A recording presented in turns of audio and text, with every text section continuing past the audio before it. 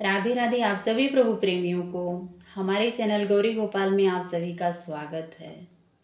आज है उत्पन्ना एकादशी। मैं आप लोगों को पूजन विधि किस तरह से उत्पन्ना एकादशी व्रत का पूजन करते हैं मैं आप लोगों को करके दिखाती हूँ साधारण तरीके से, जो कि आप अपने घर में बड़े आराम से कर सकते हैं। मैं लड्डू गोपाल को स्नान करवा रही हूँ।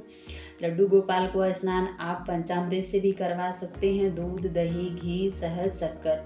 अगर आपके पास नहीं है तो आप एक एक चीज़ से भी करवा सकते हैं, जैसे दही से करवा सकते हैं, दूध से या शहद से, शक्कर से।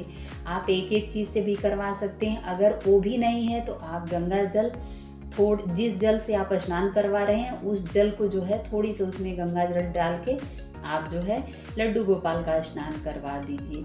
ये स्नान वाला जल जो है आप तुलसी जी के पौधे में मत डालिएगा, आप दूसरे किसी अन्य जो है पौधे में डाल दीजिएगा एकादशी के दिन। बाकी रोज जो है आप तुलसी के पौधे में डाल सकते हैं।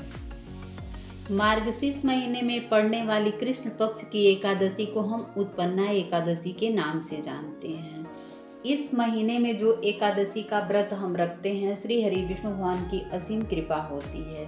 इस तरह से जिस तरह से आप अपने घर में ठाकुर जी की सेवा करते हैं, उसी प्रकार से आप जो है इनकी एकादशी के दिन विशेष तौर पे पूजन अर्चन करना चाहिए। मैं इनको इत्र जो है इनके शरीर में, पूरे शरीर में मसाज करती हूँ, मालिश कर देती हूँ। वैसे तो रोज ही इत्र लगाती हूँ, लेकिन आज थोड़ी सा ज़्यादा लगा रही हूँ। आप इनको एकादशी के दिन पीला वस्त्र पहनाएं। आप अपने भी पीला वस्त्र पहने और ठाकुर जी को भी पीला वस्त्र पहनाना चाहिए। अगर आपके पास प्रतिमा है तो आप उस प्रतिमा को स्नान करवाएं, पानी का छिड़काव देके पुष्प से, और वस्त्र के रूप में कलावा चढ़ाएं। जनेऊ आप तो जरूर चढ़ाइएगा। जिस तरह से आप पूजन करते हैं उसी तरह से पूजन करिएगा। शास्त्रों में बताया गया है कि जो मनुष्य उत्पन्ना एकादशी का व्रत करते हैं उनके सभी पाप जो है श्री हरि विष्णु भगवान की कृपा से मिट जाते हैं और उनकी समस्त मनोकामना श्री हरि विष्णु भगवान पूरी कर देते हैं। मार्गशीर्ष का महीना श्री हरि विष्णु भगवान को बेहद प्रिय है। जो व्रती इस व्रत को करता है उसके समस्त पाप जो है कट जाते हैं। मार्गशीर्ष महीने में थोड़ी ठंडी पड़ने लगी है तो मैं अपने लड्डू गोपाल को स्वेटर पहना रही हूँ। आप भी स्वेटर पहनाया करिए। जिस तरह से हम सर्दियों में अपनी देख रेख करते हैं उसी तरह से हम लड्डू गोपाल की भी देख रेख करनी चाहिए। इस तरह से मैं इनको जो है स्वेटर पहना रही हूँ। उत्पन्ना एकादशी का व्रत हम 26 नवंबर दिन मंगलवार को करेंगे। बहुत लोग जो है बुधवार 27 नवंबर दिन बुधवार को भी रखने वाले हैं। जो गृहस्थ जीवन यापन कर रहे हैं वो 26 नवंबर को रखेंगे। जो वैष्णव लोग हैं वो 27 नवंबर को रखेंगे। आप समझ लीजिएगा अपने पंडित जी से। हम जो है 26 नवंबर दिन मंगलवार को ही व्रत रखे हैं। मैं पूजा कर रही थी, आप लोगों के साथ शेयर कर दी। मैं सोची चलिए आप लोगों के साथ थोड़ी शेयर कर देती हूँ। लड्डू गोपाल को मैं चंदन का तिलक लगाई, वही तिलक जो है अपने मस्तक पर लगा लेती हूँ। आप भी लगा लीजिएगा। और विष्णु भगवान की पूजा करते हैं तो आप उसमें हल्दी का तिलक, उनको बेहद प्रिय होती है हल्दी, आप हल्दी का तिलक लगाइए। लड्डू गोपाल को मैं आसन पे बैठा देती हूँ। बैठाने के बाद मंदिर में जो है इनको विराजमान करूँगी। पूजन करते समय आप इस चीज़ का विशेष ध्यान रखिएगा कि जिस दिन आप एकादशी का व्रत रखते हैं उस दिन जो है विशेष तौर पे लड्डू गोपाल की पूजा अर्चन अगर करते हैं तो कुछ बातें जो है आपको ध्यान में रखनी चाहिए।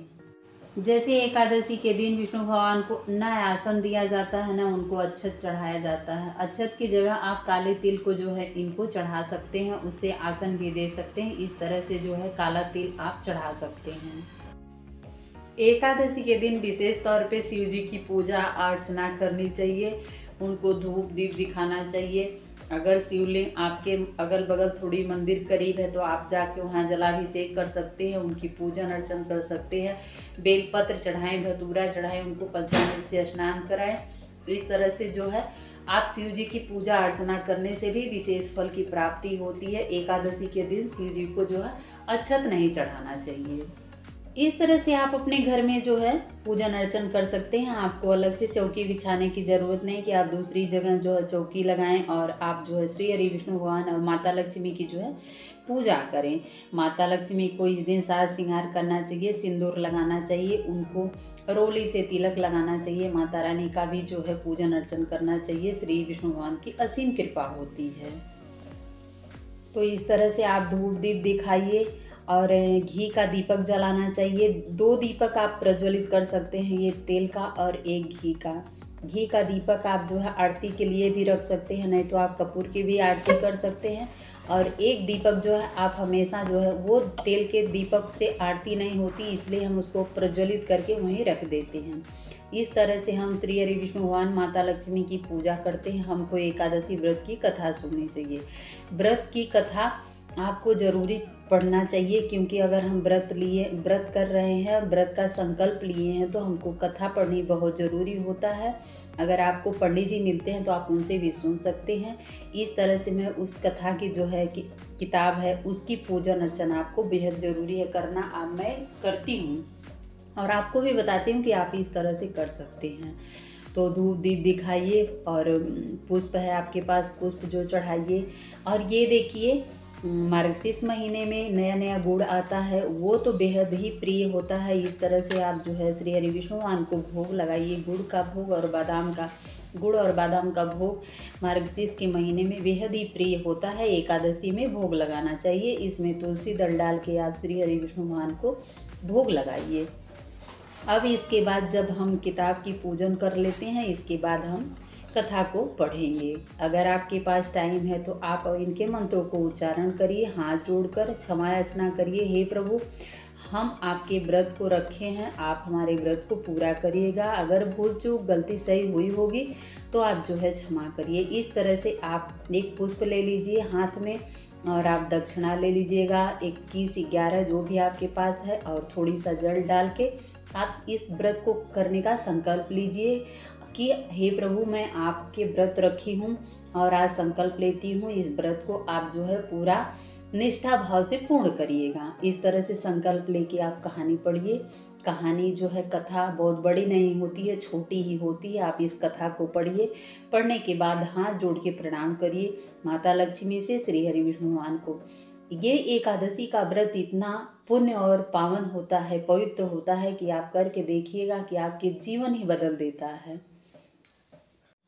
इस तरह से आप जो है आरती दिखा सकते हैं। आरती घर के मंदिर के अंदर आप दिखाइए। इस तरह से करते हैं हाथ से, तो सभी देवी देवता हमारे आरती को स्वीकार करते हैं। आप कभी भी आरती दिखाइए तो आप तिल के तेल से भी आरती मत दिखाइएगा, या तो आप घी का दीपक एक बत्ती वाला बना लीजिए, नहीं तो आप कपूर से आरती करिए। आरती कुंज बिहारी की, श्री गिरधर कृष्ण मुरारी की। आरती कुंज बिहारी की, श्री गिरधर कृष्ण मुरारी की। इस तरह से हम आरती करेंगे। करने के बाद थोड़ी सा हाथ में जल लेंगे आचमनी से और इससे अर्घ देंगे। देने के बाद भगवान से क्षमा याचना करेंगे। हे प्रभु, हमारी त्रुटि अगर पूजा में हुई होगी तो आप इसे स्वीकार करिएगा। हाथ जोड़ के क्षमा याचना करेंगे। इस तरह से हमारी जो है पूजा संपन्न हुई। अगर हमारी वीडियो आप लोगों को थोड़ी सी अच्छी लगे तो हमारे चैनल को लाइक करिएगा, शेयर करिएगा, ज़्यादा से ज़्यादा कमेंट करिएगा। मैं भगवान से प्रार्थना करती हूँ जो लोग हमारी वीडियो देख रहे हैं, कहाँ से देखते हैं आप लोग वो भी कमेंट में बताया करिए, ताकि हमको भी ये पता चले कि हमारी वीडियो आप लोग कहाँ कहाँ से देखते हैं। मन बहुत खुश होता है जब कोई कमेंट करता है कि मैं इस जगह से वीडियो आपकी देख रही हूँ। तो थैंक यू। मिलते हैं नेक्स्ट वीडियो में। और मैं यही उम्मीद करती हूँ कि राधा रानी आप सभी की समस्त मनोकामना को पूर्ण करें। तो राधे राधे।